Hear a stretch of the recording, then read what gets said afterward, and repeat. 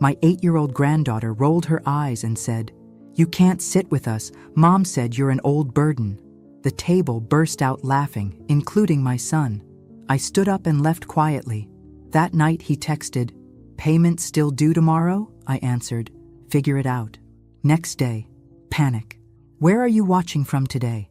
Drop your location in the comments below and hit that like and subscribe button.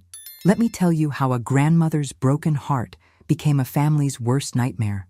It started at Jessica's birthday party, though honestly, I should have seen it coming months ago. You know how they say hindsight is 20/20? Well, mine turned out to be laser-focused. I'm Margaret Sullivan, but everyone calls me Maggie. 67 years old, retired elementary school teacher, and apparently the family ATM according to my own son. 3 years ago, when my husband Frank died, I thought my biggest worry would be loneliness.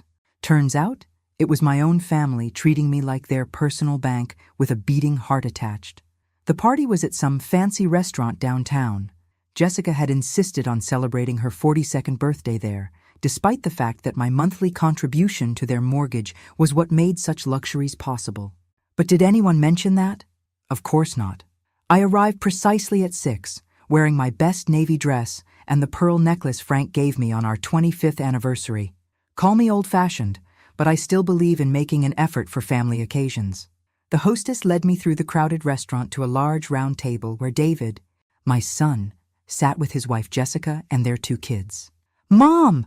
David stood up, giving me one of those quick, obligatory hugs. "You made it." "Of course I made it. It's Jessica's birthday."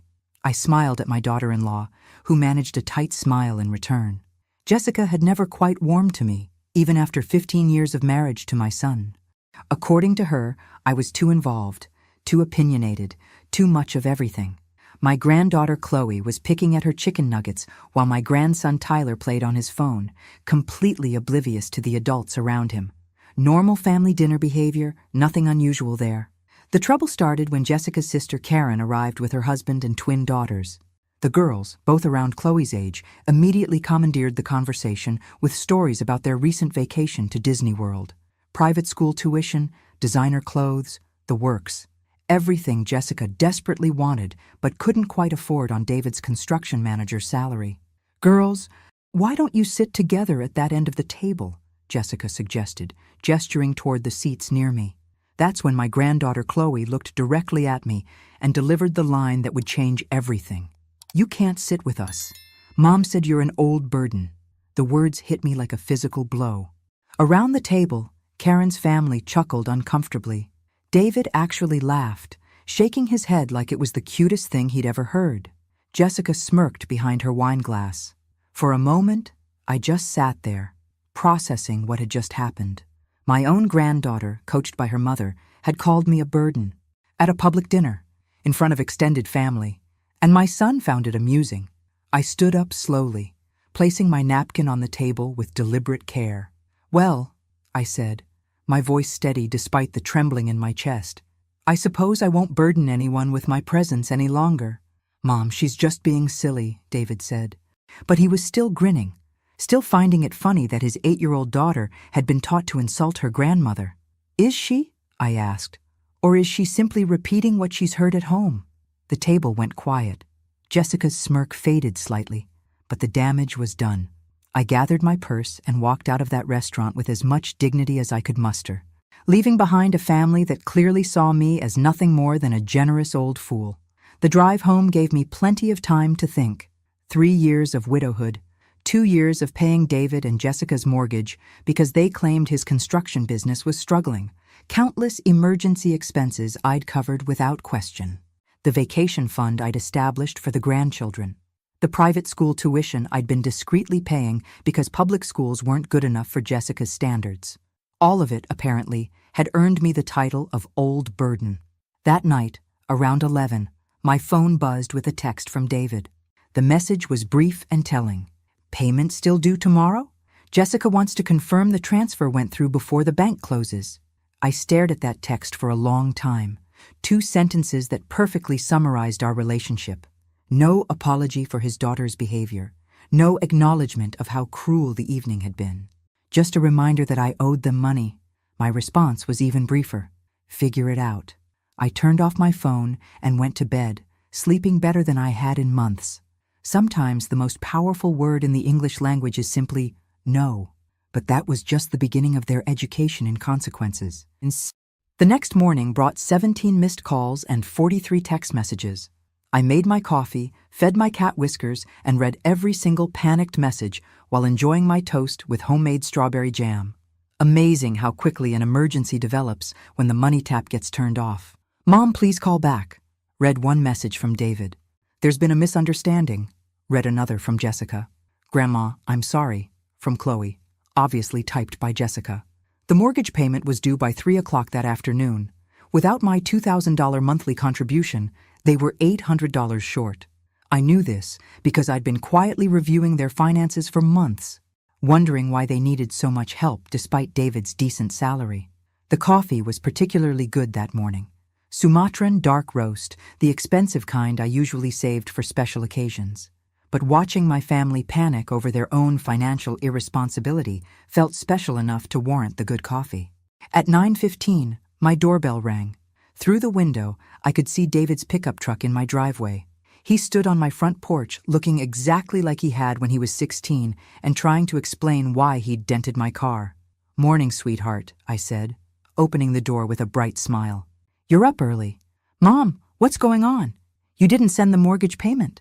"No," I agreed, "I didn't." He pushed past me into my living room, clearly expecting our usual routine where I immediately apologized for whatever had upset him. Instead, I closed the door and waited. "The payment is due today." "Payment? You know that. You've been making it for 2 years." "I have indeed. 24 payments to be exact. $48,000. I'd done the math the night before, and seeing his face when I said the number out loud was deeply satisfying. "We've been over this. The business has been slow." "Has it really?" I settled into my armchair. The one Frank used to claim was more comfortable than any throne. Because Jessica seemed quite confident last night when she called me a burden. People who burden others rarely deserve continued generosity. David's face flushed. "She didn't mean it that way." "Oh, I think she meant it exactly that way. And I think you agreed with her, considering how entertaining you found Chloe's little performance. Look, Mom, we can discuss this later. Right now, I need you to call the bank and make the transfer." The sheer audacity left me speechless for a moment. No apology, no acknowledgement of wrongdoing. Just a demand that I continue funding their lifestyle despite being humiliated the night before. "David," I said slowly, "I'm going to say this once, so listen carefully. I will never make another mortgage payment for you. Not today, not tomorrow, not ever." His mouth opened and closed like a fish. "You can't be serious." "Completely serious. In fact, I'm curious how you plan to make the payment today. The bank called yesterday to confirm the usual transfer time. I told them there would be no transfer today or any day moving forward." "Mom, you're being ridiculous. One stupid comment from an 8-year-old and you're willing to destroy our family?" "I'm not destroying anything. I'm simply closing the Bank of Maggie. Permanently." The color drained from his face as the reality hit him. Without my monthly payment, they couldn't afford their mortgage. Without their house, they couldn't maintain the lifestyle Jessica demanded. The carefully constructed house of cards was about to collapse. "We'll lose the house," he said quietly. "Then perhaps you should have thought about that before allowing your daughter to insult me in public." I stood up, signaling that our conversation was over. "I have garden club at 11. You'll need to figure this out on your own." "Mom, please, we can work something out. Jessica can apologize. Jessica has had 2 years to show me respect. Instead, she chose to teach my granddaughter that I'm a burden. That ship has sailed, David." He tried pleading, bargaining, even threatening. Nothing worked because I'd finally realized something important. I didn't owe them a comfortable life just because we shared DNA. After he left, I called my financial advisor, Martha, and made an appointment for the next day. If I was closing the Bank of Maggie, I might as well figure out what to do with all the money I'd been throwing away. The afternoon brought Jessica to my door, tears streaming down her face, promising changes that would never come. I listened politely, served her tea, and sent her away empty-handed. That evening, Tyler called, my 12-year-old grandson, trying to manipulate Grandma into saving the day. "Grandma Maggie, Mom said we might have to move if you don't help with the house payment. Your mother is correct, I told him gently. But Tyler, that's not your problem to worry about. That's your parents' job to figure out. But you can fix it, right? You always fix everything. The innocence in his voice nearly broke my resolve. Nearly. Sometimes, sweetie, people have to fix their own problems. Your parents are adults. They'll figure it out. But as I hung up the phone, I wondered if they actually would. The foreclosure notice appeared on their door exactly 31 days later. I know because Tyler texted me a photo of it, along with a message that said, "Grandma, are you really going to let us become homeless?" I was sitting in my garden when the text arrived, enjoying the morning sun and the sight of my prize-winning roses in full bloom. Frank had always said I had magic hands when it came to growing things. Apparently, those same hands were quite effective at stopping the flow of unearned money. The notice gave them 90 days to bring their mortgage current or face eviction, 3 months to figure out what they should have been handling all along. But instead of using that time wisely, they launched what I came to think of as the campaign to break Grandma. It started with the guilt trips. Jessica left voicemails sobbing about how the children would suffer. David showed up unannounced with fake emergencies, hoping to catch me in a moment of weakness. Even my neighbor, Mrs. Henderson, got recruited to their cause, stopping by to mention how sad it was when families fell apart over money. Money, I told Mrs. Henderson, while we shared iced tea on my front porch, has nothing to do with it. This is about respect, something that seems to be in short supply these days. The second week brought escalation. Chloe's teacher called to express concern about the child's emotional state. Apparently, Chloe had been telling everyone at school that her mean grandmother was making her family homeless. The teacher, Ms. Rodriguez, was tactful but clear in her message. Couldn't I find it in my heart to help my own family? Ms. Rodriguez, I explained patiently, Chloe's parents earn a combined income of over $80,000 a year. They chose a house they couldn't afford and asked me to subsidize their poor decision. I'm not making anyone homeless. I'm simply refusing to enable financial irresponsibility. The third week brought my sister Patricia into the mix. Patricia lived in Seattle and only called twice a year, usually when she needed something. This time, she needed me to stop embarrassing the family by letting David and Jessica lose their house. Maggie, what's gotten into you? Frank would be horrified by this behavior.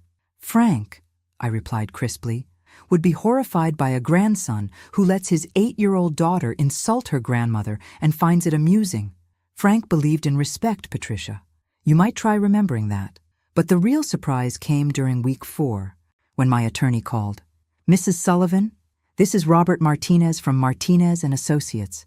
I represent your son, David Sullivan, in a legal matter concerning you.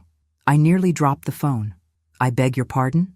Your son is filing for conservatorship, claiming you're no longer capable of making sound financial decisions. He's provided evidence of erratic behavior and poor judgment that suggests diminished mental capacity. The audacity was breathtaking. David was actually trying to have me declared incompetent so he could control my money and force me to resume mortgage payments. My own son was attempting to steal my financial independence because I dared to say no.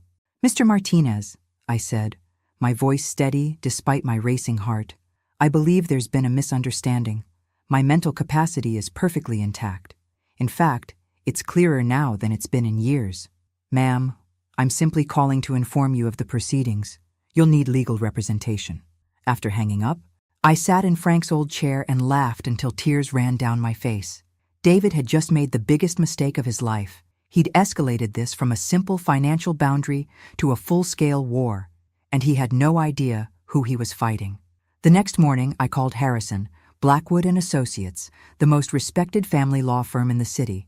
Not only did they handle conservatorship disputes, but they specialized in protecting elderly clients from financial abuse by family members. Mrs. Sullivan, said attorney Sarah Blackwood during our initial consultation, what you're describing is unfortunately common. Adult children who feel entitled to their parents' money often resort to legal intimidation when the money stops flowing. Can he actually have me declared incompetent? He can try. But he'll need medical evidence, multiple professional evaluations, and proof of genuine mental decline. From our conversation today, you're clearly competent. In fact, Stopping payments to an ungrateful family shows excellent judgment. What can we do? Sarah smiled, and it wasn't entirely pleasant. We defend you vigorously, and then we go on the offensive. Financial elder abuse is a crime, Mrs. Sullivan. If he's been manipulating you for money while allowing his family to mistreat you, we can pursue charges. I don't want to see him in prison. Maybe not. But the threat of prosecution tends to resolve these situations quickly. As I drove home from the lawyer's office, I felt something I hadn't experienced in years: anticipation. David wanted to play hardball? Perfect. He'd just challenged a 67-year-old woman who'd spent 40 years managing classroom full of unruly children, balanced family finances through 3 economic recessions, and nursed a stubborn husband through cancer without losing her mind once. He was about to learn that grandmothers don't become doormats when they age. Sometimes they just get more strategic about when and how they fight back. That evening, David called. "Mom, I didn't want it to come to this, but you're forcing my hand." "Am I?" I asked sweetly. "How interesting. Tell me, David, exactly how much money do you think I have?" The question caught him off guard. "What do you mean?" "I mean exactly what I said. How much money do you think I have? Since you're so concerned about my financial decisions, surely you've done your homework." Silence on the other end. Of course he had no idea. He'd never bothered to understand my finances beyond assuming there was an endless supply of money for his convenience. "We'll talk about this in court," he finally said. "Yes," I agreed. "We certainly will." The court hearing was scheduled for a Thursday morning in late September. I arrived early, wearing my best charcoal gray suit and carrying a briefcase that belonged to Frank. Inside that briefcase was 3 years' worth of financial records, medical reports from my recent physical examination, and a psychological evaluation that confirmed what I already knew. I was sharper now than I'd been in years. David arrived with Jessica and a lawyer who looked barely old enough to shave. They sat across the courtroom aisle, whispering urgently among themselves. Jessica kept glancing at me with a mixture of anger and disbelief, as if she couldn't comprehend how their foolproof plan had gone so wrong. The judge, Honorable Patricia Wells, was a woman in her 50s with gray hair and eyes that missed nothing. She reviewed the petitions with the careful attention of someone who'd seen too many families destroy themselves over money.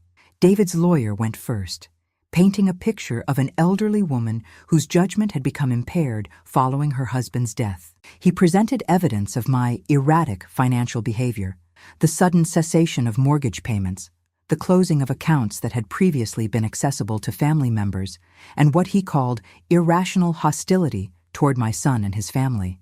"Your Honor," the young lawyer said earnestly, "Mrs. Sullivan's behavior represents a dramatic departure from years of generous, loving support. This sudden change suggests cognitive decline that requires professional intervention." I wanted to laugh. According to David's version of events, sanity was defined as unlimited financial generosity, while setting boundaries was evidence of mental illness. Then it was Sarah's turn. "Your Honor, Mrs. Sullivan is here today because she committed the apparently unforgivable sin of saying no to adult children who felt entitled to her money." Sarah stood with quiet confidence, her voice carrying clearly through the courtroom. "This isn't a case of diminished capacity. It's a case of enhanced clarity." She presented my medical records first. Blood pressure excellent. Cognitive function tests perfect. My doctor's written opinion that I was in remarkable health for a 67-year-old woman. Then came my financial records, meticulously organized and clearly showing that I'd given David and Jessica over $60,000 in the past 2 years alone. Mrs. Sullivan didn't stop thinking clearly, Your Honor. She started thinking clearly. She realized she was being taken advantage of by family members who showed her no respect, no gratitude, and ultimately taught their 8-year-old daughter to publicly humiliate her grandmother. The real bombshell came when Sarah presented the recordings. Your Honor, Mrs. Sullivan began documenting conversations with her son after he threatened to have her declared incompetent. These recordings, made legally in her own home with single-party consent, reveal the true nature of this family relationship. The first recording played David's voice, demanding money and threatening legal action when I refused. The second captured Jessica complaining to a friend on speakerphone about how they'd have to find another way to squeeze money out of the old bat once the conservatorship was established. The courtroom fell silent as my daughter-in-law's voice filled the air, discussing me like I was a resource to be exploited rather than a human being deserving of basic respect. Judge Wells's expression darkened considerably. "Mr. Sullivan," she said, addressing David directly, "do you have anything to say about these recordings?" David looked like a man who'd just realized he was standing in quicksand. "Your Honor, those conversations were taken out of context." "What context makes it appropriate to refer to your mother as the old bat while discussing strategies to access her money?" No answer, because there wasn't one. Judge Wells reviewed her notes for what felt like an eternity before speaking. "This petition for conservatorship is denied. Furthermore, I'm referring this case to the District Attorney's Office for investigation of potential elder financial abuse." The gavel fell, and with it, David's master plan crumbled into dust. Outside the courthouse, Sarah and I stood on the steps watching David, Jessica, and their lawyer huddle in heated discussion next to their car. "What happens now?" I asked. "Now they realize they've made a catastrophic error in judgment. The DA will investigate, and they'll face possible criminal charges for financial abuse. More importantly for them, they've lost any chance of accessing your money ever again." I watched my son gesture frantically at his wife, clearly engaged in the kind of argument that destroys marriages. Jessica's face was red with fury, and she kept pointing in my direction, as if this was all somehow my fault. "Do you think they'll actually file charges?" I asked. "That depends on what the investigation turns up. But Mrs. Sullivan, even if they don't prosecute, your son and daughter-in-law now understand that you're not the helpless old woman they thought you were. They underestimated you badly." As we walked toward our cars, my phone buzzed with a text from Tyler. "Grandma, Mom, and Dad are really upset. Can we come over and talk?" I showed the message to Sarah, who shook her head. "They're going to try to rebuild the relationship now that legal intimidation failed. Be very careful about letting them back into your life without genuine changes."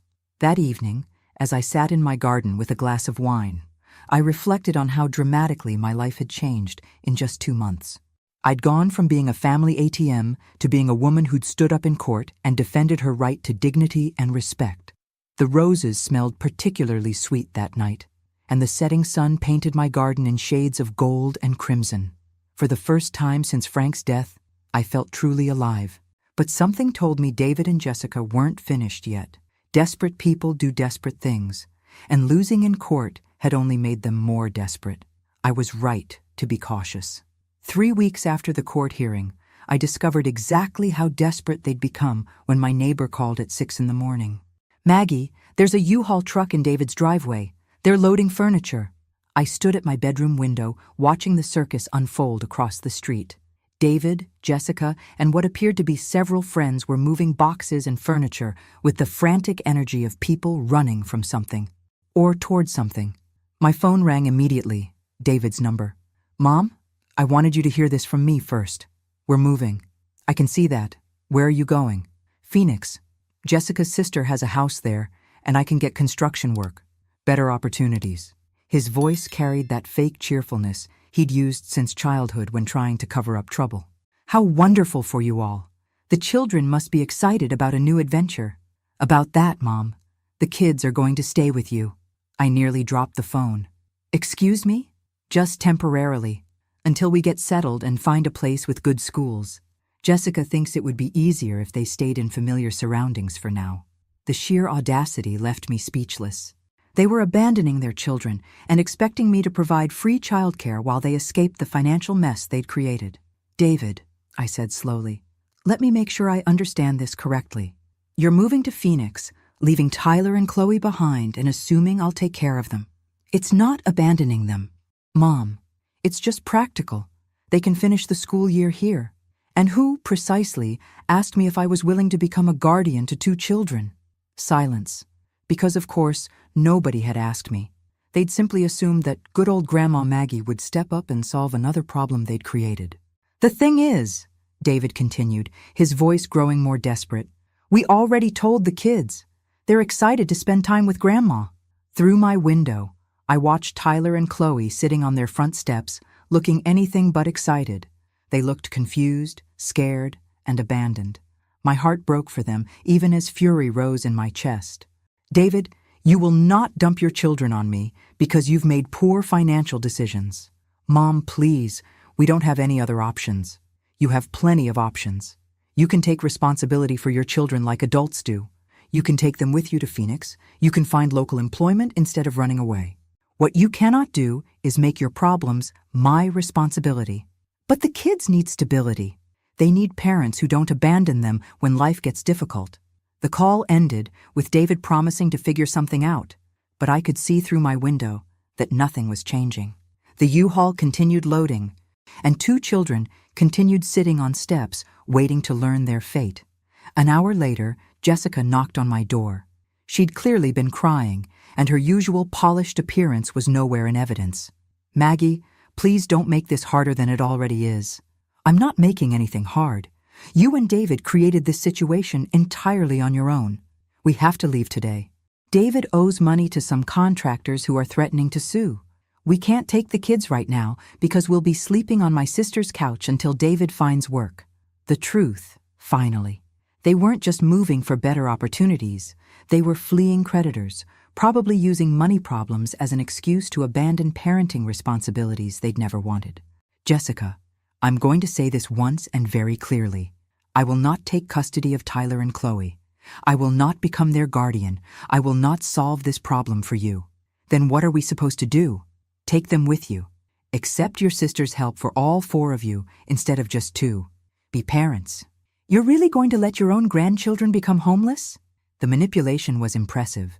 I had to admit, turn abandonment into homelessness, make it my fault instead of theirs, appeal to emotions rather than logic. I'm not making anyone homeless. You are making the choice to leave your children behind, and I am making the choice not to enable that decision. Jessica left crying, but the packing continued. At noon, I called Child Protective Services.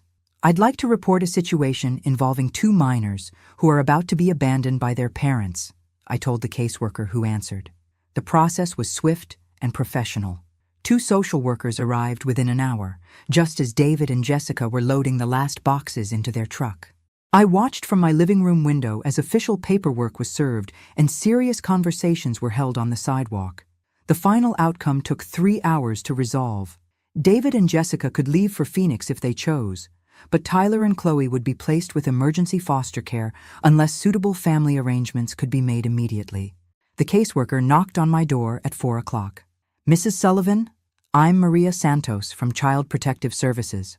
Your son and daughter-in-law indicated you might be willing to provide temporary care for the children while they relocate. I'm afraid they were mistaken. I've made it clear that I cannot take on that responsibility. Maria nodded understandingly. We have a very good emergency placement family who can take both children tonight. They'll remain in the same school district, and we'll work on permanent arrangements once your son establishes residency in Arizona. Through the window, I could see David and Jessica arguing furiously beside their loaded truck while Tyler and Chloe sat on the curb, clutching small suitcases someone had packed for them. My resolve almost broke when Chloe looked toward my house with tears streaming down her 8-year-old face. Almost. But I'd learned something important over these past few months. Sometimes the most loving thing you can do is refuse to enable destructive behavior, even when the consequences hurt everyone involved. David and Jessica left for Phoenix that evening, driving away from their children without a backward glance. Tyler and Chloe went to stay with the Morrison family, experienced foster parents who specialized in emergency placements. That night, I sat in my garden with a heavy heart, wondering if I'd made the right choice. Had I saved those children from parents who would have abandoned them eventually anyway? Or had I failed in my duty as their grandmother? Time would tell. But one thing I knew for certain: David and Jessica had shown their true character when faced with real adversity. And sometimes the most important lesson children can learn is that actions have consequences, even for the people they love most. The roses bloomed beautifully that night, their perfume carrying on the evening breeze like a promise that even the most difficult decisions can lead to unexpected beauty. But I had a feeling this story was far from over. 2 months later, I learned that David and Jessica had never made it to Phoenix. They'd been arrested in Las Vegas with a car full of stolen construction equipment. Apparently, my son's debt to contractors was actually stolen goods he'd been fencing. The cherry on top? They'd used my mortgage money to fund their criminal enterprise. Where are you watching from today? Drop your location in the comments below and hit that like and subscribe button. The news came from Maria Santos during one of her regular check-ins about Tyler and Chloe. She sat in my living room, reviewing paperwork while I served coffee and homemade cookies. "Mrs. Sullivan, I have some updates about your son and daughter-in-law's situation." Her tone was carefully professional, but I caught the hint of satisfaction underneath. "Please, tell me they're not trying to drag those children into whatever mess they've created now." Actually, quite the opposite. They've been charged with theft, receiving stolen goods, and interstate transport of stolen property. They're looking at serious prison time. I set down my coffee cup with a steady hand, though inside I was reeling. How serious? 3 to 5 years minimum, possibly longer if they can't make restitution to the victims. Maria pulled out a legal document. "They've also formally relinquished their parental rights." The words hit me like a physical blow. They what? Yesterday afternoon, they signed papers surrendering all legal rights to Tyler and Chloe. The children are now wards of the state, pending permanent placement. I stared out my kitchen window, watching Mrs. Henderson water her garden next door. Everything looked so normal, so peaceful, while my family had completely imploded just miles away. Does this mean the children will stay with the Morrison family permanently? Not necessarily. The state prefers placement with family members when possible. Since you're their grandmother, you would have first consideration if you're interested in applying for custody. The irony wasn't lost on me. 3 months ago, David and Jessica had tried to dump their children on me while they fled their responsibilities. Now they were in prison, and the state was asking if I wanted the children they'd abandoned. What about their attempts to have me declared incompetent? Wouldn't that affect my eligibility? Maria smiled. Actually, the court's findings work in your favor. Judge Wells specifically noted your mental acuity and sound judgment in her ruling. Combined with the criminal charges against your son, it paints a clear picture of who the responsible adult is in this situation. After Maria left, I sat in Frank's old chair and tried to process everything. David wasn't just financially irresponsible or emotionally manipulative. He was an actual criminal who'd been stealing from his employers and using my money to support his illegal activities. Every mortgage payment I'd made hadn't helped struggling young parents. It had funded a criminal enterprise. My generosity had literally been financing theft. The really infuriating part? I could have figured this out months ago if I'd paid attention to the right details. David's slow construction business, but designer clothes. Jessica's complaints about money while posting vacation photos on social media. The vague explanations about work projects that never seemed to get completed. I'd been so focused on being a good mother and grandmother that I'd ignored obvious red flags. Again. But that was the old Maggie. The new Maggie was going to make different choices. The next morning, I called Sarah Blackwood and scheduled an appointment to discuss custody proceedings. Then I called the Morrison family and asked if I could visit Tyler and Chloe that weekend. The Morrison house was a comfortable 2-story colonial with toys scattered across the front yard and children's artwork covering the refrigerator. Linda Morrison, a warm woman in her 40s, greeted me with genuine kindness. "Mrs. Sullivan, the children will be so excited to see you. They talk about you constantly." Tyler and Chloe were playing board games in the living room when I arrived. Both children looked healthier than they had in months. Tyler had gained weight, and Chloe's perpetual anxiety seemed to have faded. "Grandma Maggie!" Chloe launched herself into my arms with enthusiasm I hadn't seen since she was very young, before Jessica had taught her that I was a burden. "Hey kiddo, how are you settling in here?" "It's really good. Linda makes pancakes every Saturday, and Tom helps me with my math homework. And guess what? I'm not scared all the time anymore." The casual mention of fear caught my attention. "Scared of what, sweetheart?" "Mom and Dad fighting. About money and mean people calling the house. Sometimes Dad would get really angry and throw things. But it's quiet here. Peaceful quiet. Not scary quiet." Tyler nodded from across the room. "Mom used to cry a lot when she thought we couldn't hear. And Dad was always on the phone with people who made him mad. These children had been living with far more stress and dysfunction than I'd realized. David and Jessica's money problems weren't just about poor budgeting. They'd been creating a genuinely unstable environment for their kids. I spent 3 hours at the Morrison house, and by the time I left, 2 things were crystal clear.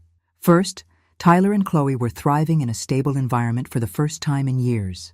Second, they deserved grandparents who put their welfare above personal convenience. That evening, I called Sarah Blackwood. "I want to file for custody," I told her without preamble. "Are you sure? Taking on 2 children at your age is a significant commitment." "Sarah, those children have been failed by every adult in their lives except the Morrisons. I failed them too when I refused to take them in. I won't make that mistake again. This is different from temporary emergency care, Mrs. Sullivan. This would be permanent legal guardianship, possibly adoption. Are you prepared for school events, teenage drama, college applications, and everything that comes with full-time parenting?"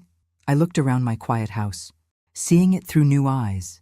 The spare bedrooms that had been gathering dust, the big kitchen table that seated 8 but only fed 1, the garden that could easily accommodate a swing set and sandbox. I'm 67 years old, Sarah. I'm healthy, financially stable, and I just spent 3 months learning exactly how much backbone I have when people try to take advantage of me. I think I can handle 2 children who actually deserve my help. Then let's get started on the paperwork. The custody process would take months, but I wasn't worried about the outcome. I had excellent legal representation, a clean record, and most importantly, I was fighting for something worthwhile instead of against people who'd betrayed me. For the first time since this whole mess started, I was moving towards something positive instead of just away from something negative. But first, I had a house to transform and a life to redesign, because being a full-time grandmother at 67 was going to require some serious planning. The old Maggie might have been intimidated by such a massive life change. The new Maggie was already shopping for bunk beds online. The custody hearing was scheduled for December 15th, exactly 6 months after David and Jessica had driven away from their children. I arrived at the courthouse wearing my best navy suit and carrying a folder thick with character references, financial statements, and a detailed parenting plan I'd developed with help from a family counselor. Tyler and Chloe sat with Maria Santos in the front row, both dressed in their best clothes and looking nervous but hopeful. Over the past 2 months, they'd been visiting my house every weekend, slowly settling into routines that felt natural and right. Judge Wells presided over this hearing too, and I took her presence as a positive sign. She already knew the family history and had seen firsthand how David and Jessica operated. "Mrs. Sullivan," Judge Wells began, "you're petitioning for permanent custody of your grandchildren following their parents' incarceration and voluntary termination of parental rights. This is a significant responsibility. Are you prepared for the challenges of raising 2 children at your age?" "Your Honor, I raised 1 child already, though I apparently did a poor job given how he turned out." A small chuckle rippled through the courtroom. "I believe I've learned from those mistakes and can do better with a second chance." The hearing proceeded smoothly. Sarah presented evidence of my financial stability, physical and mental health, and the home modifications I'd already completed. The social workers' reports were glowing, and Tyler and Chloe's own testimonies were heartfelt. "I want to live with Grandma Maggie," Chloe told the judge in a clear, confident voice. "She makes me feel safe, and she doesn't yell about money all the time." Tyler was equally direct. "Grandma's house feels like home now. She helps with homework and doesn't get mad when I ask questions." But the real surprise came when Linda Morrison requested to speak on my behalf. "Your Honor, my husband and I have been foster parents for 8 years. We've cared for dozens of children, and we understand what healthy family dynamics look like." Linda's voice was steady and professional. "Tyler and Chloe have transformed during their time with us, but they've flourished even more during their weekend visits with Mrs. Sullivan. She provides exactly the combination of structure, affection, and stability these children need." Judge Wells reviewed her notes carefully before rendering her decision. "Based on the evidence presented and the clear best interests of the children, I grant permanent custody of Tyler and Chloe Sullivan to their grandmother, Margaret Sullivan, effective immediately." The gavel fell, And suddenly, I was responsible for 2 children again at 67 years old. Tyler and Chloe rushed toward me with huge smiles, and for the first time in months, I felt like I was exactly where I belonged. The transition happened faster than I'd expected. Within a week, Tyler and Chloe had moved into my house permanently. Tyler took the larger spare bedroom, which I'd painted blue and furnished with a desk for homework and shelves for his growing collection of science fiction novels. Chloe claimed the smaller room, which became a pink and yellow sanctuary filled with art supplies and stuffed animals. The first few weeks were chaotic. School routines, meal planning, laundry schedules, and the general noise level of a house with children took adjustment. But it was good chaos, purposeful chaos, completely different from the unpredictable drama that had defined our family for years. The biggest surprise was how much I enjoyed being needed again. Not for money or convenience, but for genuine parenting support. Helping Tyler with algebra, listening to Chloe practice piano, attending school conferences, and managing the daily logistics of 2 active children gave my life structure and meaning I hadn't realized I'd been missing. Christmas that year was magical. Tyler and Chloe had lived through years of holidays shadowed by their parents' financial stress and marital problems. This Christmas was different, peaceful, joyful, focused on family instead of money. On Christmas morning, as we opened presents around the tree I'd helped them decorate, Chloe made an announcement that stopped my heart. "Grandma Maggie, can we call you Mom now? I mean, if you want us to. The kids at school keep asking about our parents, and it's weird to explain about prison and stuff." I looked at these 2 children who'd been through so much upheaval and somehow landed in my living room and felt overwhelming gratitude for the series of events that had brought us together. "I would be honored to be your mom," I told them, and meant every word. Tyler grinned. "Good, because I already put you down as emergency contact at school as Mom instead of grandmother. I hope that was okay." It was more than okay. It was perfect. But even as we settled into our new normal, I couldn't shake the feeling that David and Jessica's story wasn't finished. Prison sentences have end dates, and people who blame others for their problems rarely accept responsibility during incarceration.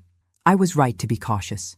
In February, I received a letter from Jessica, written from county jail while she awaited sentencing. The letter was full of the same manipulative language I'd learned to recognize, promising change while demanding forgiveness and hinting that she expected eventual reconciliation. More concerning was the letter from David, which arrived a week later. His tone was different, angrier. He blamed me for destroying his family and poisoning his children against him. He promised that he would make things right once he was released. I showed both letters to Sarah Blackwood, who immediately filed motions to ensure David and Jessica would have no contact rights with Tyler and Chloe upon their release. She also recommended I document any future communication and consider obtaining restraining orders if the threats escalated. Mrs. Sullivan, people who refuse to accept responsibility for their actions often become more dangerous over time, not less. Your son has convinced himself that you're the villain in this story. That makes you a potential target when he gets out. How long do we have? With good behavior, probably 2 to 3 years. But I recommend we prepare for the worst-case scenario now, while we have time to put proper legal protections in place. That night, I sat in the garden with a cup of tea, watching Tyler and Chloe chase fireflies across the lawn. They were laughing and carefree, finally living the childhood they deserved.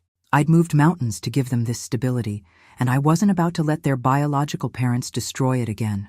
David wanted to make things right? Perfect. Because I had a few things to make right myself, and I'd learned a lot about strategic planning over the past year. The old Maggie had been reactive, responding to crises created by others. The new Maggie was going to be proactive, anticipating problems and solving them before they became threats to my family. David thought prison was the worst thing that had happened to him. He was about to learn that underestimating his mother was a far more serious mistake. The detective called on a Tuesday morning in March, just as I was making pancakes for Tyler and Chloe before school. Detective Rodriguez from the Financial Crimes Unit had news that would change everything I thought I knew about my son's criminal activities. "Mrs. Sullivan, I need to ask you some questions about the mortgage payments you made for your son. We're investigating a much larger criminal network, and David's case has provided some unexpected leads." After the children left for school, Detective Rodriguez arrived with a thick file and a serious expression. She sat at my kitchen table, accepting coffee while organizing documents that looked far more complex than simple theft charges. "Mrs. Sullivan, how much do you know about your son's construction work?" "Very little, apparently. I thought he was a project manager for a local company, but clearly I was wrong about most things concerning David. He did work for Morrison Construction, but not as a manager. He was the equipment operator with access to expensive machinery and tools. What we've discovered is that he wasn't just stealing equipment. He was part of an organized theft ring that's been operating for nearly 5 years." The detective spread photographs across my table.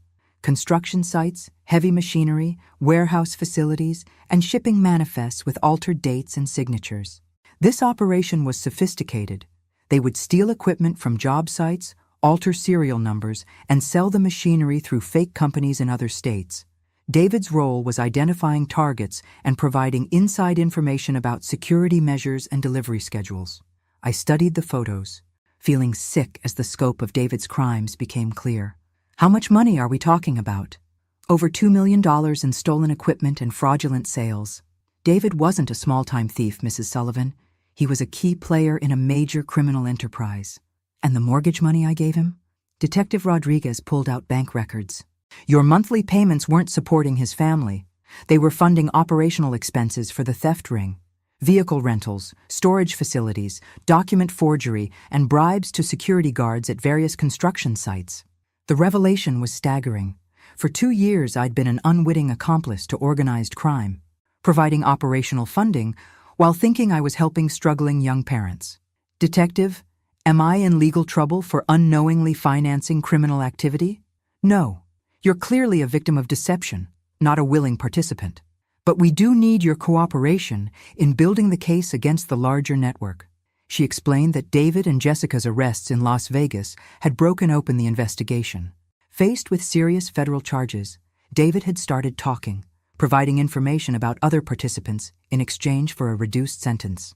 The problem is, David's trying to minimize his own role by claiming he was coerced by more senior members of the organization. He's portraying himself as a victim who got in over his head. I almost laughed at the audacity. That sounds exactly like David. Nothing is ever his fault. Here's where it gets interesting for you personally. David claims his mother was a willing participant who knew exactly what the money was funding. He says you encouraged his involvement because the profits were helping the whole family financially. The coffee cup slipped from my hands, shattering on the kitchen floor. He's trying to implicate me in his crimes. It appears so. He's telling investigators that you were the mastermind behind the money laundering operation, using mortgage payments to disguise criminal proceeds. I stared at the detective, my mind racing through the implications. David wasn't just refusing to accept responsibility for his actions. He was actively trying to destroy me, to save himself.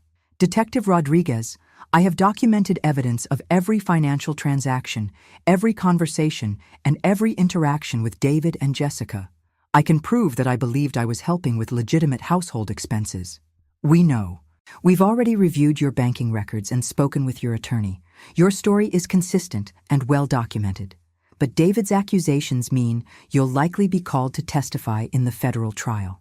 After the detective left, I sat in my garden trying to process what I'd learned. My son wasn't just a criminal. He was willing to destroy his own mother to avoid taking responsibility for his choices.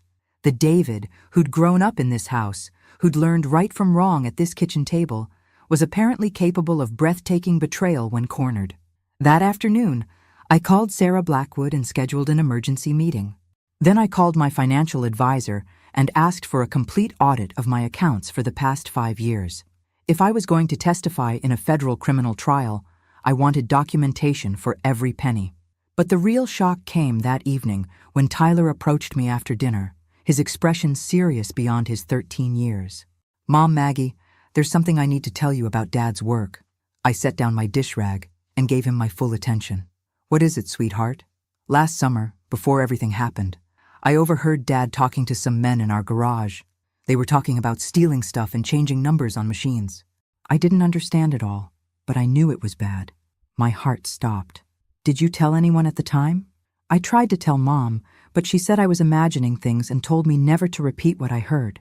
She said it would get Dad in trouble with his boss. Of course, Jessica had silenced him.